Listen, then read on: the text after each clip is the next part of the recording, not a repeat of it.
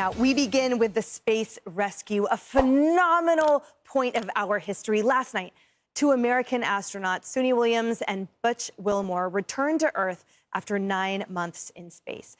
Their return capsule was met by a group of dolphins. You can see that magical moment right there on your screen, shortly after splashdown in the Gulf of America. And it's all thanks to Elon Musk and SpaceX, who made it a priority to go and get them.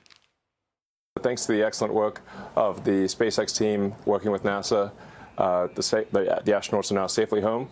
And so congratulations to the SpaceX and NASA teams on excellent work, and a huge note of appreciation to President Trump for prioritizing and expediting their return. Those astronauts may not be here safely back on Earth without Elon Musk. People should be rooting for him, thanking him. But because of his partnership with President Trump, the left has somehow turned anything associated with Musk into a target. Flashback. Elon Musk has apparently somehow convinced the United States government, specifically the United States Department of State, that the taxpayers of the United States of America should spend $400 million buying, quote, armored Tesla production units. Why? Instantly, people went and looked at the filing, and it was $400 million by Biden because Tesla had the lowest bid for good armored vehicles. But her moron audience actually believes this. Here it is. Elon Musk has apparently somehow convinced the United States government, specifically the United States Department of State, that the taxpayers of the United States of America should spend $400 million buying, quote, armored Tesla production units. Isn't it great and definitely not at all illegal or profoundly corrupt? Definitely not ripping us all off to pay themselves, right? Donald Trump didn't give that contract to Elon Musk. Joe Biden gave it to him. We've seen agitators firebomb Tesla dealerships and repair centers. Cars are being keyed in broad daylight. A Jewish Cybertruck owner found a swastika drawn onto his vehicle. All of this has cost business owners and dealerships tens of thousands of dollars in damage, not to mention the fear that this stokes. Now Musk is blaming the left for encouraging this violent behavior. Here's what he told our Sean Hannity last night. Watch. It's really come as quite a shock to me that there's this level of really hatred and violence from the left. A few moments later. San Jose police have announced an arrest after a man was caught on video vandalizing a Tesla.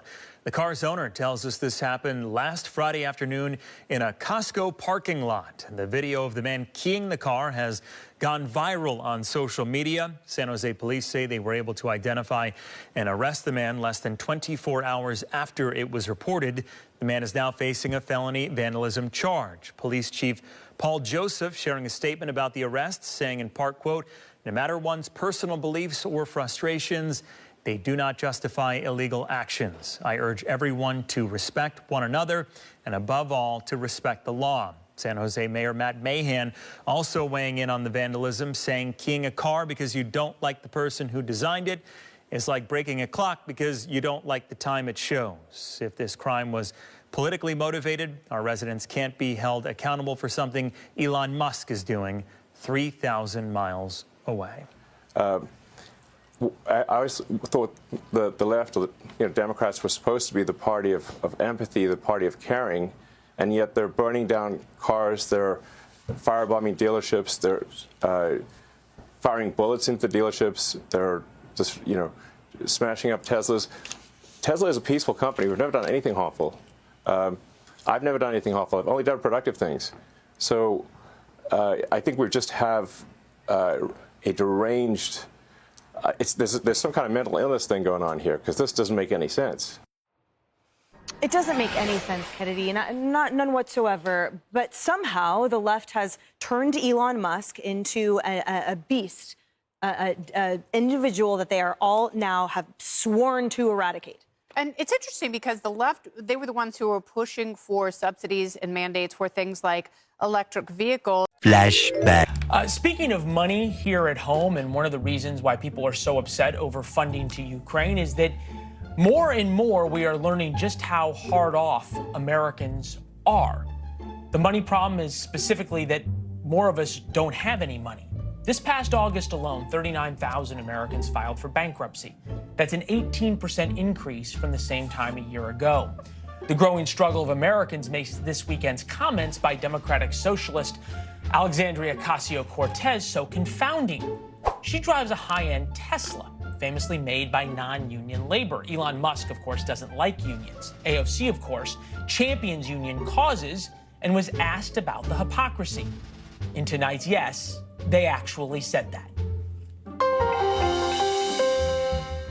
Quoted back in July saying you look forward to buying a union-made electric vehicle, but you currently have a non-union-made Tesla. UAW already makes some electric vehicles. Yes. So why wasn't that? Is it a problem with the quality? Is it a problem with the style? Is the market just not there? No, our car was purchased during the pandemic when before a vaccine had come out. So travel between New York and Washington, the safest way that we had determined was EV, but that was prior to some of the new models coming out on the market that had the range available. A bullshit. A bullshit. A bullshit. A bullshit. But we're actually looking into trading in our car now. So to sum things up, the vaccines are to blame, and on day 10 of the Union Auto Workers strike, the United Auto Workers strike, not to mention more and more Americans declaring bankruptcy, Alexandria Ocasio-Cortez is looking to buy a new car. Break comes higher and